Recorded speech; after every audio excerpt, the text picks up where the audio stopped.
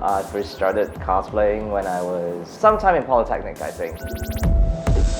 I wasn't so much a fan of Asian cosplay because Asian cosplay has always been a lot about face value, a lot about makeup and looking good, looking pretty. But Western cosplay, by comparison, has always been an emphasis on creating costumes, creating elaborate props, gimmicks, and innovation in what you wear. So that's something that appealed to me more. Actually, I started cosplaying many years ago, but I wasn't serious about it. I was just, dressing up, going out with my friends because it's what they do, so, trying to fit in. I'm more of a crafter than a cosplayer, if I may say so myself. And since I started 5 years ago until now, I've been making all of my own costumes. I was about 14 years old when I did my first cosplay. My family is actually really open-minded, so they find it really amusing that I'm making costumes. When I update making costumes, they will do things like make me chicken soup so that I will not fall sick or feed me so that to make sure I'm not missing my meal. So there's this is an actual book that was cut open. Wires were put in, battery pack, switch. Reinforcements in.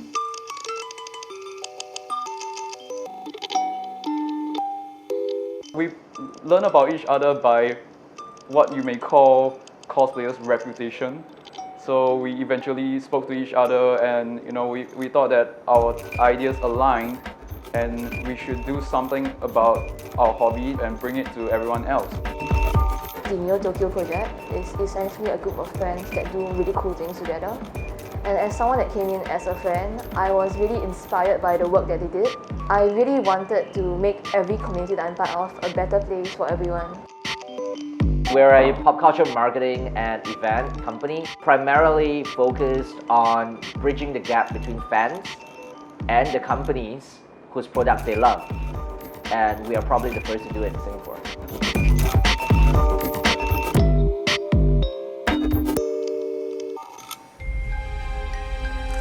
Especially administrated zone of Japan. Will you aid me in this as well? We feel that how the hobby is being portrayed, everyone do not have the right idea about things. So all they picked up is how skimpily cosplayer dress, how flamboyant they are, how expensive and redundant the hobby is. They do not see the educational value in it. It's really important for young people to let their parents know that cosplay is not as expensive or frivolous as it seems. Personally, I started out as someone that thought you could only buy costumes, but I've seen so much of the artistry and the talents that people have in cosplay. It's super inspiring.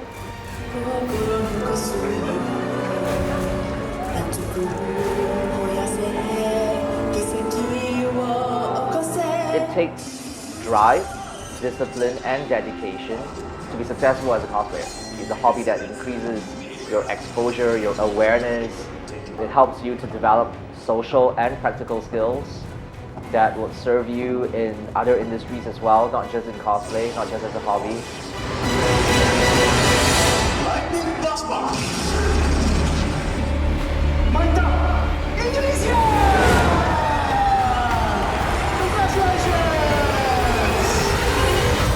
I think that maybe 5-10 years down the road, you are going to see a lot of cosplayers that are actually using their skills to make it big in things like 3D printing, where the skills I learned through cosplay, how to model something, how to print it out, and how to finish it, are actually going to be of relevant use in what we call the prototyping industry.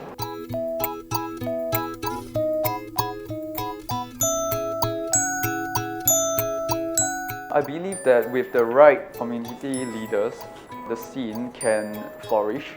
The general public will not view cosplayers as some oddity in the society. Recently, there's this thing called Patreon, where if you are an artist, you can have supporters that actually pay money once a month to support your art. I think it's really quite similar to you pretty much paying money for a subscription for a magazine, because it's content that you're paying for. Now with this internet so-called crowdsourced funding, you can have a lot of people doing things that they normally couldn't justify doing.